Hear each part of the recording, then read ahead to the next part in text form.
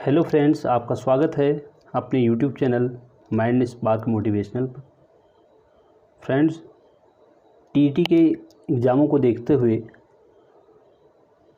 मेरा एक प्रयास है कि आप लोगों के इस टीईटी के एग्ज़ाम में यूट्यूब के इस चैनल के माध्यम से आपकी सहायता की जाए, ताकि आपके राह में सफलता की इस राह में कुछ मदद मिल सके और आप आसानी से इस टीईटी की परीक्षा को अच्छे अंकों के साथ क्वालिफाई करवाएं। सीटेट हो, चाहे यूपी टेट हो या यूके टेट हो, उत्तराखंड का टीईटी हो, इसके लिए मनोविज्ञान से हर बार 30 प्रश्नों का संकलन किया जाता है। उन्हीं प्रश्नों को दृष्टिगत रखते हुए आज टॉपिक है बाल विकास यानी चाइल्ड डेवलपमेंट। विकास की अवधारणा और इसका अधिगम से क्या संबंध है, concept of development and it's relationship with learning के साथ क्या रिलेशनशिप है, उस पर हम चर्चा करेंगे इस वीडियो में। साथ ही बाल विकास की इस अवधारणा में क्या क्या फैक्ट होते हैं जो इससे रिलेटेड होते हैं, जो चाइल्ड डेवलपमेंट में अपनी भूमिकाएं निभाती हैं। तो हम बात करते हैं सबसे पहले विकास की अवधारणा। विकास की अवधारणा कॉन्सेप्ट कहाँ से आता है कि डेवलपमेंट किस तरीके से होता है, उस पर चर्चा करते हैं। विकास की अवधारणा विकास की एक प्रक्रिया है, वह एक अविरल जो लगातार चलती है, क्रमिक और सतत प्रक्रिया है। कहने का तात्पर्य है विकास एक निरंतर चलने वाली एक प्रक्रिया, एक प्रोसेस है। विकास की प्रक्रिया में बालक का शारीरिक विकास भी शामिल किया जाता है, क्रियात्मक विकास, संज्ञानात्मक विकास, भाषागत विकास, संवेगात्मक विकास एवं सामाजिक विकास इसमें शामिल किया जाता है। विकास की इस प्रक्रिया में उसकी रुचियों, आदतों, दृष्टिकोण, जीवन मूल्यों, स्वभाव, उसका व्यक्तित्व और व्यवहार इत्यादि का विकास भी शामिल होता है। तो यानी हम कह सकते हैं विकास का मतलब है उसका एक ब्रॉड रूप में विकास होना है, जिसको हम सर्वांगीण विकास कहते हैं। सर्वांगीण विकास के अंतर्गत इतनी चीज़ें शारीरिक विकास, मानसिक विकास, क्रियात्मक विकास, भाषागत विकास, संज्ञानात्मक विकास, ये सब शामिल की जाती हैं। अब हमारे यहाँ पर टॉपिक है बाल विकास, चाइल्ड डेवलपमेंट। अब इससे क्या तात्पर्य है, बालक के विकास की प्रक्रिया, इसका तात्पर्य है बालक के विकास की प्रक्रिया। अब इसमें क्या होता है, ये बालक का विकास का क्रम कहाँ से शुरू होता है। तो विकास की हम बात करें बालक की, तो उसके जन्म से पूर्व यानी गर्भ में, जब वो माँ के गर्भ में होता है तब से विकास की प्रक्रिया प्रारंभ हो जाती है।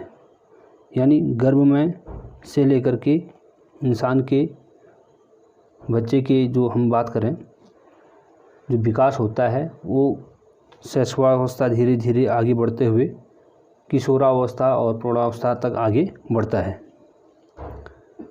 तो विकास की इस प्रक्रिया में वह गर्भावस्था, शैशवावस्था, बाल्यावस्था, किशोरावस्था, प्रौढ़ावस्था इत्यादि कई अवस्थाओं से गुजरते हुए परिपक्वता की स्थिति पर प्राप्त करता है। फिर एक मैच्योरिटी आ जाती है। बाल विकास के अंतर्गत हम प्रायः बहुत सी बातों को शामिल करते हैं, उसमें से कुछ बिंदुओं को मैं लेना चाहूँगा आपके सामने। जन्म से पूर्व या जन्म लेने के बाद परिपक्व होने तक यानी मैच्योर होने तक, अडल्ट होने तक बालक की किस प्रकार से परिवर्तन होते हैं, उन बिंदुओं को हम शामिल करते हैं।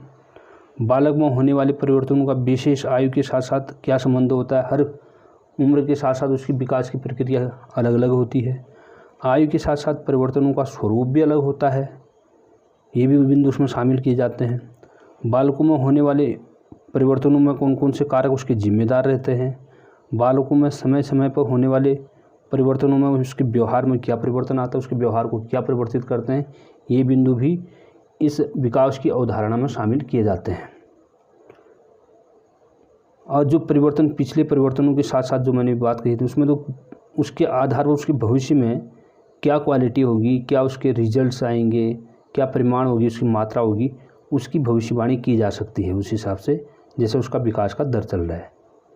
अब सभी जो बालक हैं उनमें विकास की दर भी और वृद्धि की दर भी दोनों में अंतर होता है। व्यक्तिगत भिन्नता क्यों होता है, उसका क्या अंतर इनके कारण रहता है, इन बिंदुओं को हम विशेष इस पर चर्चा करने वाले हैं। साथ ही बालक के गर्भ में आने के बाद निरंतर जो प्रगति होती है, विभिन्न आय तक उसकी विशेष अवस्था में क्या स्वरूप रहता है, उसकी बालक की रुचियों में जब जन्म लेने के बाद 2-3 साल के बाद उसकी रुचियों, आदतों, उसके दृष्टिकोणों में जो परिवर्तन आता है, धीरे धीरे उसकी क्रमागत विकास होता है, उन बिंदुओं पर हम चर्चा करेंगे। अब आता है बीच में एक टॉपिक आता है, आप बात सुन रहे होंगे, वृद्धि और विकास में अंतर क्या है। ये तो विकास की अवधारणा, मैंने जो पहला टॉपिक था उस पर चर्चा की, क्या है वास्तव में विकास की अवधारणा। यानी जीवन पर्यंत चलने वाली एक अविरल, जिसको हम कह सकते हैं वो प्रक्रिया है, सतत प्रक्रिया है, जो कि शैशवावस्था से शुरू होती है, बाल्य, फिर धीरे धीरे अगर वैसे देखा जाए तो गर्भावस्था से प्रारंभ होकर के शैशवावस्था, फिर बाल्यावस्था, किशोरावस्था, फिर प्रौढ़ावस्था तक ये निरंतर चलती है जब तक वो परिपक्वता प्राप्त न कर ले। अब आता है वृद्धि और विकास में अंतर क्या है, क्या ये दोनों एक ही हैं या अलग अलग हैं। देखिए, वृद्धि एवं विकास का प्रयोग प्रायः लोग क्या समझते हैं, एक ही रूप है, यानी पर्यायवाची शब्द हैं, ऐसा नहीं है। अवधारणात्मक रूप से देखा जाए तो दोनों में अंतर होता है। इन अंतरों को हम किस तरीके से समझते हैं उस पर पहले चर्चा करते हैं। अगर हम वृद्धि की बात करें, वृद्धि शब्द का प्रयोग हम सामान्यतः परिमाणात्मक रूप में करते हैं, जैसे बच्चे की लंबाई बढ़ना, उसके आकार में परिवर्तन होना, उसकी ऊंचाई बढ़ना, उसके भार में परिवर्तन होना, ये हम कहते हैं वृद्धि हो रही है उसकी। जबकि विकास का तात्पर्य परिमाणात्मक के साथ साथ उसके परिवर्तनों के साथ साथ व्यवहार में क्या परिवर्तन आया, कार्यकुशलता में क्या परिवर्तन है, कार्यकुशलता के साथ व्यवहार में क्या सुधार आता है, ये विकास की प्रक्रिया होती है। अगर हम वृद्धि की बात करें, वृद्धि विकास की प्रक्रिया का एक प्रथम चरण है। इसका क्षेत्र सीमित होता है। वृद्धि एक कुछ समय के बाद आने के बाद ठहर जाती है। जैसे आप लंबाई देखें, किशोरावस्था आने के बाद उसकी लंबाई में परिवर्तन होना बंद हो जाता है, एक समय के बाद उसकी लंबाई बढ़ना रुक जाती है। जबकि विकास अपने आप में एक विस्तृत अर्थ है, यह वृद्धि उसका एक छोटा सा पार्ट है। जबकि ब्रॉड रूप में देखें तो विकास निरंतर चलने वाली प्रक्रिया है, इसकी कोई समय सीमा निर्धारित नहीं होती है। वृद्धि की क्रिया आजीवन नहीं रहती है, कुछ समय के बाद वो वृद्धि रुक जाती है, जबकि विकास एक सतत प्रक्रिया है। ये दोनों डिफरेंस है दोनों में। तो वृद्धि एक परिमाणात्मक है और ये परिमाणात्मक के साथ साथ उसके परिवर्तनों को निर्धारित करता है, उसके परिवर्तनों पर आधारित रहता है कि विकास किस गति से बढ़ रहा है। अब सामान्यतः विकास की जो अवस्थाएं होती, मानव विकास की अवस्थाएं, पहले जिन रूपों में बांटा जाता था उनको मैंने इस पर लिखा हुआ है, जिस पे हम चर्चा करते हैं। पहला है गर्भावस्था। गर्भाधान से जन्म तक की जो अवस्था होती है उसको गर्भावस्था कहते हैं। यानी जब से गर्भाधान की क्रिया से लेकर के बच्चे का जन्म नहीं होता है तब तक की जो अवस्था होती है वो गर्भावस्था कहलाती है। शैशवावस्था नंबर 2, शैशवावस्था जन्म से लेकर के 5 वर्ष तक, जब बालक जन्म लेता है तब से लेकर के 5 वर्ष की आयु तक उसको शैशवावस्था माना जाता था। बाल्यावस्था 5 वर्ष से 12 वर्ष तक, किशोरावस्था 12 वर्ष से 18 वर्ष तक, युवावस्था 18 वर्ष से 25 वर्ष तक, प्रौढ़ावस्था 25 वर्ष से 55 वर्ष तक और वृद्धावस्था 55 वर्ष से मृत्यु तक। जबकि आधुनिक रूप में जो माना गया है मनोवैज्ञानिकों ने, उसमें इन उपरोक्त कालों का बहुत परिवर्तन है जो कि निम्नलिखित है। अधिकतर विद्वानों ने शैशवावस्था जन्म से लेकर 6 वर्ष तक, बाल्यावस्था 6 वर्ष से 12 वर्ष तक और किशोरावस्था 12 वर्ष से 18 वर्ष तक और जो वयस्का अवस्था जिसको हम कह सकते हैं वो 18 वर्ष से मृत्यु तक, यानी प्रौढ़ अवस्था जिसे बोल सकते हैं, 18 वर्ष से मृत्यु तक, जो वर्तमान में माना जाता है 4 कालों में उसको माना जाता है। शैशवावस्था, इसमें जन्म के 3 वर्ष तक बच्चों का शारीरिक एवं मानसिक विकास बड़ी तेज़ी के साथ होता है। इस अवस्था में, शैशवावस्था में जो अनुकरण की और दोहराने की जो प्रक्रिया होती है वो तीव्र प्रवृत्ति बच्चों में इनमें पाई जाती। बच्चों में शैशवावस्था में एक दोहराने की प्रवृत्ति सबसे तीव्र पाई जाती है। इस काल में जिज्ञासा की तीव्र प्रवृत्ति बच्चों में पाई जाती है। हर चीज़ के बारे में बच्चे क्यूरियस होते हैं, जिज्ञासु होते हैं। जैसे हम यही पेन है तो पूछेंगे पेन क्या है, ये क्या काम करता है, कैसे इसमें इंक गई, ये चीज़ें उनके अंदर एक क्यूरियोसिटी जागृत होती है। इस काल के बाद पढ़ाई में बच्चों की रुचि इसी काल के बाद बच्चे पढ़ाई में रुचि लेने लग जाते हैं। शैशवावस्था में बच्चे जहाँ बहुत तीव्र गति से सीखते हैं, वहीं बाल्यावस्था में सीखने की गति थोड़ा मंद हो जाती है। शैशवावस्था में आप देखेंगे बच्चे बहुत शब्द एक साथ बोलना सीख लेते हैं, लेकिन जिस गति से शैशवावस्था में सीखते हैं वो गति सीखने की बाल्यावस्था में नहीं रहती। धीरे धीरे उसमें थोड़ा सा अंतर आ जाता है, किंतु सीखने का क्षेत्र शैशवावस्था की तुलना में विस्तृत हो जाता है। शैशवावस्था में अगर हम सीखने के क्षेत्र देखें तो छोटा सा लिमिटेड एरिया है, जबकि बाल्यावस्था में एक विस्तृत क्षेत्र उनके सामने होता है। विद्यालय जाना, एक नया समाज वो देखते हैं, अपने साथ नए दोस्त उनके बनते हैं, समाज से सीखना। इस अवस्था में बाल्यावस्था से धीरे धीरे उनका जो क्षेत्र हो जाता है वो बढ़ जाता है। मनोवैज्ञानिकों की दृष्टि से अगर देखें, इस अवस्था में बच्चों की जो शिक्षा है विभिन्न विधियों का प्रयोग बाल्यावस्था से प्रारंभ हो जाता है। अगर हम बात करें किशोरावस्था की, जो कि 12 वर्ष से 18 वर्ष तक के बीच में है, किशोरावस्था ये अवस्था बालक के जीवन का वो अवस्था मानी जाती है जिसको हम बोल सकते हैं तीव्र काल, यानी तूफान का काल भी इसमें कहा जाता है। इस अवस्था में जो किशोरों की लंबाई है, भार है, दोनों में परिवर्तन वृद्धि प्रारंभ होती है। साथ ही मांसपेशियों में वृद्धि होती है। 12 से 14 वर्ष की आयु के बीच में लड़कों की अपेक्षा लड़कियों की लंबाई, मांसपेशियों में वृद्धि तेज़ी से होती है। 14 से 18 वर्ष की आयु के बीच अगर लड़कियों की अपेक्षा लड़कों की लंबाई में, मांसपेशियों में तेज़ी वृद्धि होती है। इस काल में जो प्रजनन अंग हैं वो भी विकसित होने लग जाते हैं। उनकी काम की जो मूल प्रवृत्ति है वो जागृत हो जाती है। इस अवस्था में किशोर किशोरियों के बीच बुद्धि का पूर्ण विकास हो जाता है। अगर हम देखें, ध्यान केंद्रित की जो क्षमता होती है इस किशोरावस्था में बढ़ जाती है। साथ ही इस जो स्मरण शक्ति है वो भी बढ़ जाती है और वो धीरे धीरे अपनी परिपक्वता की ओर बढ़ने प्रारंभ हो जाते हैं और स्मरण की जो शक्ति है वो भी धीरे धीरे स्थायित्व की ओर आने लग जाता है। तो किशोरावस्था में जहाँ पर एक रूप से शारीरिक रूप से उनके परिवर्तन आ जाते शरीर में, शरीर के अंगों में, उसी प्रकार से समाज के साथ साथ उनका जो इंटरेक्शन होता है वो भी बढ़ जाता है। तो एक प्रकार का तूफान उनके जीवन का जो काल कहा जाता है, तूफान काल भी इसी को कहा जाता है, किशोरावस्था को। इस काल की अवस्था में नशा, अपराध की ओर उन्मुख होना भी अधिक संभावनाएं बढ़ जाती हैं। साथ साथ में उनके जीवन में एक नया परिवर्तन, या कह सकते हैं सामाजिक रूप से या शारीरिक रूप से नया चीज़ उनके सामने आती है। अब इनको जो प्रभावित करते हैं बहुत से कारक होते हैं जो विकास को प्रभावित करते हैं। वयस्कावस्था 18 वर्ष के ऊपर एक वयस्क की ओर, परिपक्वता की ओर आ जाता है। उसको अपने करियर से लेकर के हर चीज़ की चिंता इस उम्र से शुरू हो जाती है। वैसे किशोरावस्था से बच्चा सोचना समझना प्रारंभ कर लेता है, लेकिन जो मेच्योरिटी आती है वो 18 वर्ष से ऊपर को आती है। तो ये तो थे हमारे वर्तमान में जो अवस्थाएं बाँटी हैं वो कहाँ से कहाँ तक थी। अब इन्हीं के बीच में से घुमा फिरा करके क्वेश्चन पूछे जाते हैं। तो ये आपके कॉन्सेप्ट क्लियर हैं तो इससे बाहर क्वेश्चन नहीं आते हैं। सिर्फ आपको जो बिंदु जैसे मैंने यहाँ पर बता रखे उसके बारे में जानकारी होना बहुत ज़रूरी। इन्हीं के बीच में से कहीं ना कहीं प्रश्न उठाता है। कभी भी एग्जाम में जो एग्जामिनर होता है इन्हीं के बीच से प्रश्न उठाते हैं। अब है विकास को प्रभावित करने वाले कारक। विकास को प्रभावित करने वाले क्या क्या कारक हो सकते हैं। पहले हम विकास के बारे में पढ़ चुके हैं, वृद्धि के बारे में पढ़ चुके हैं। यानी विकास एक न रुकने वाली, लगातार चलने वाली सतत प्रक्रिया है जो कि बच्चों के परिणामात्मक या कह सकते गुणात्मक परिवर्तन की ओर संकेत मिलता है जिससे। साथ ही जन्म से लेकर के मृत्यु तक ये निरंतर चलता रहता है।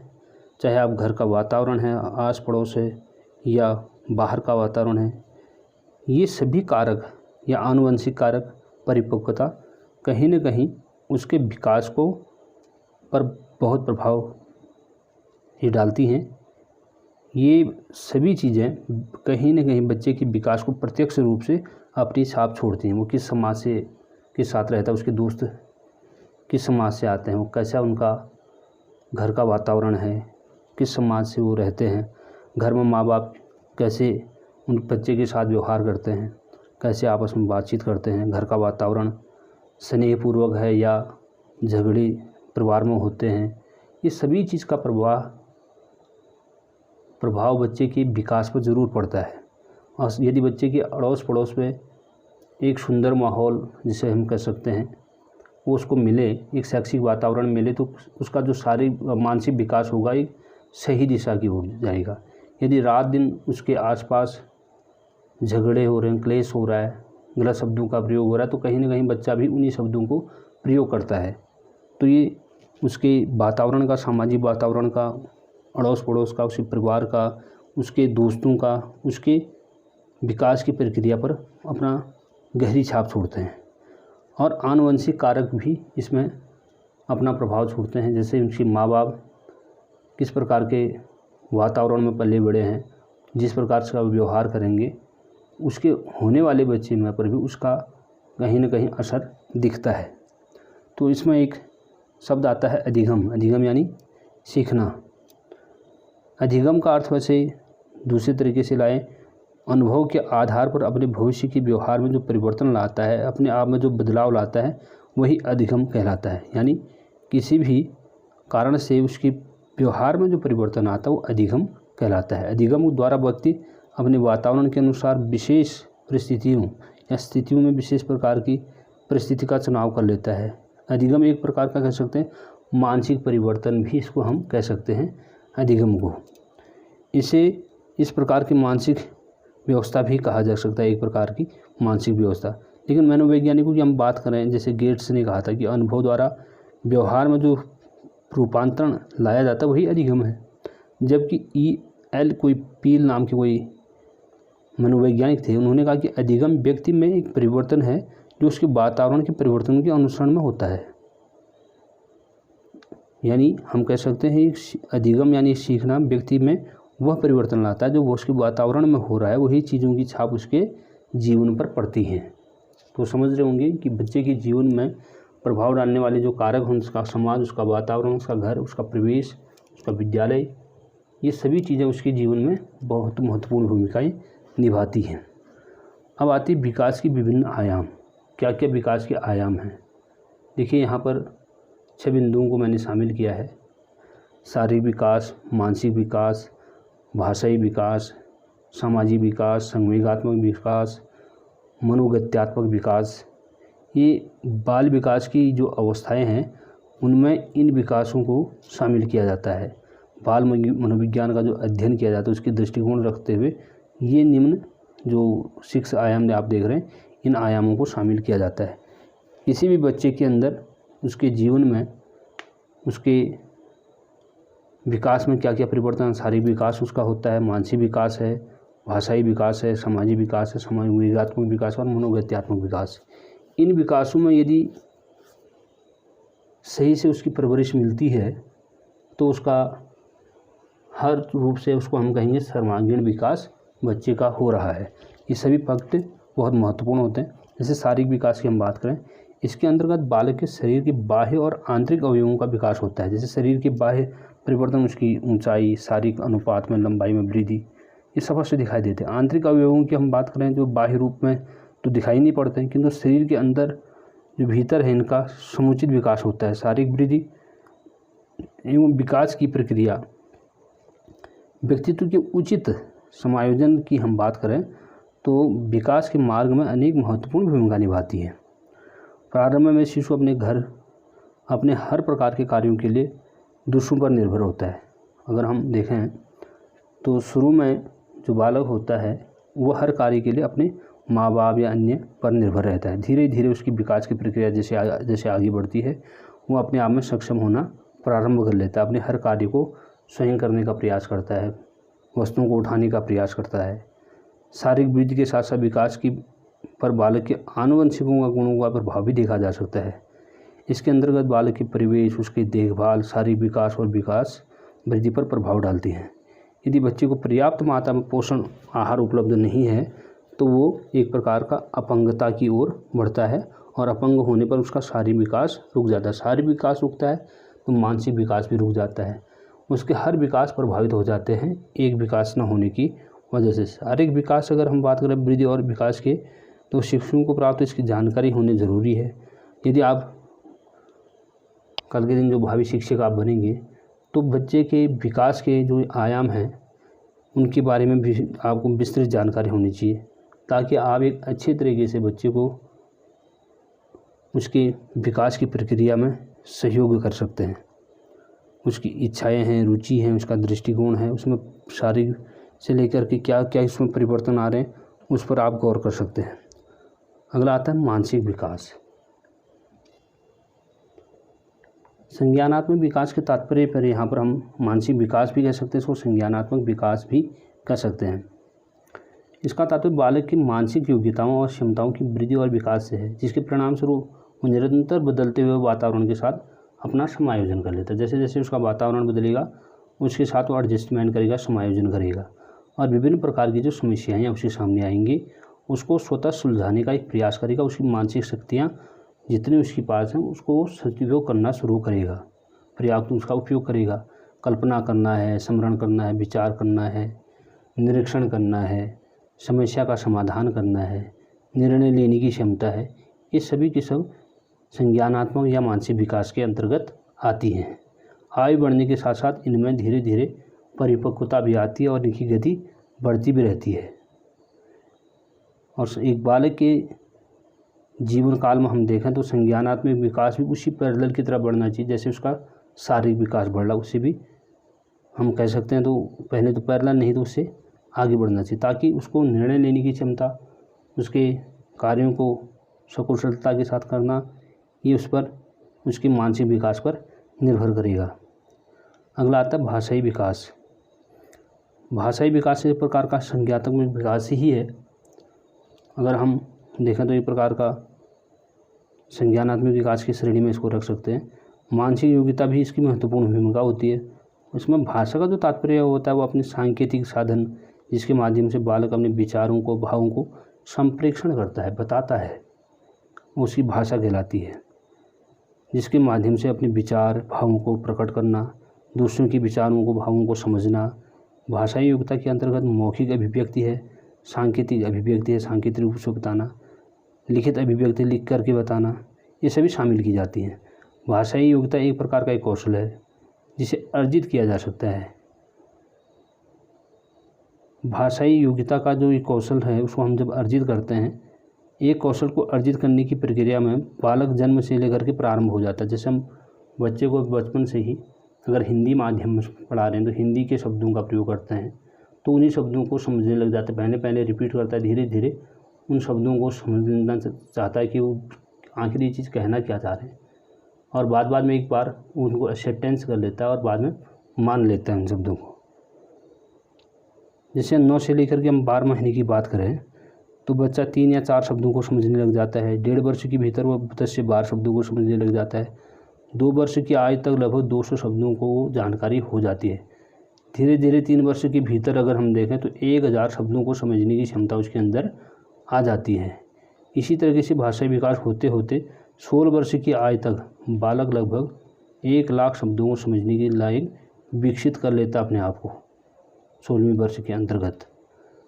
तो शिक्षकों को भाषा के विकास की प्रक्रिया का सही ज्ञान होना इसलिए अनिवार्य है क्योंकि इसके आधार पर बालक की भाषा से संबंधित समस्याएं जैसे अस्पष्ट उच्चारण है, गलत उच्चारण कर रहा है, तुतलाना है, हकलाना है या तीव्र अस्पष्ट वाणी बोल रहा है, इसका समाधान कर सकता है। बालक की जो शिक्षा में लिखने है, पढ़ने या बोलने की योग्यता सर्वाधिक महत्वपूर्ण होती है। इन सभी योग्यताओं का अगर हम विकास की बात करें तो भाषा के आधार पर प्रक्रिया महत्वपूर्ण भूमिका निभाती है। इसलिए इसकी जानकारी शिक्षकों को होना अति आवश्यक है कि उसका भाषाई विकास हो रहा है या नहीं हो रहा है। अगला देखें नंबर 4, सामाजिक विकास। मनुष्य एक सामाजिक प्राणी है। बालक में भी सामाजिक भावनाओं का विकास का जन्म के बाद से शुरू हो जाता है। धीरे धीरे वो भी अभी समाज का निर्माण की ओर बढ़ता है। अपने फ्रेंड सर्किल में रहना शुरू कर देता है, अपने बच्चों के साथ खेलना, वृद्धि एवं विकास को अन्य पहलुओं की तरह सामाजिक गुणों में भी बच्चे धीरे धीरे पनपते हैं। इन गुणों के विकास की प्रक्रिया अगर हम देखें, जो बच्चे सामाजिक व्यवहार में वांछनीय परिवर्तन लाने में कार्य संपर्क करती है, सामाजिक विकास अथवा सामाजिकरण के नाम से जानी जाती है। उसमें संवेगात्मक विकास, उसका परिवार, पारिवारिक वातावरण, सामाजिक वातावरण इत्यादि इसको सामाजिक रूप से विकास को प्रभावित करते हैं। अगला आता है संवेगात्मक विकास। अब संवेग का तात्पर्य है जिसे भाव भी कहा जा सकता है। उसका अर्थ होता है कि ऐसी अवस्था जो व्यक्ति के व्यवहार में परिवर्तन करती है। जैसे आप देखते हैं भय, क्रोध है, घृणा है, आश्चर्य है, स्नेह है, ये सब संवेग के उदाहरण हैं। बालक में आयु के बढ़ने के साथ साथ संवेगों का विकास भी होता है। संवेगात्मक विकास मानव वृद्धि के साथ साथ विकास का एक महत्वपूर्ण पहलू है। व्यक्ति का जो संवेगात्मक व्यवहार है उसकी शारीरिक वृद्धि और विकास को ही प्रभावित नहीं करती, बल्कि उसकी बौद्धिक, सामाजिक, नैतिक विकास को भी प्रभावित करता है। इसे प्रत्येक संवेगात्मक अनुभूति के लिए व्यक्ति को कई प्रकार के शारीरिक और शरीर संबंधी परिवर्तनों को जन्म देता है। अगला आता है मनोगत्यात्मक विकास। क्रियात्मक विकास का अर्थ हो मनोगत्यात्मक। अगर हम बात करें, इसका जो अर्थ होता है व्यक्ति की क्रियात्मक शक्तियों और क्षमताओं, योग्यताओं का विकास। क्रियात्मक शक्तियाँ, क्षमताएं, योग्यताएं जैसे चलना, बैठना, उठना। एक नवजात शिशु ऐसे कार्य में अक्षम होता है, लेकिन शारीरिक विकास जब धीरे धीरे उसका होता है, वृद्धि विकास के साथ उम्र बढ़ने के साथ उसकी योग्यताओं में भी धीरे धीरे विकास होने लगता है। क्रियात्मक विकास जो है बालक के शारीरिक विकास, स्वस्थ रहने, स्वावलंबी होने, उचित मानसिक विकास की क्रिया में सहायक होता है।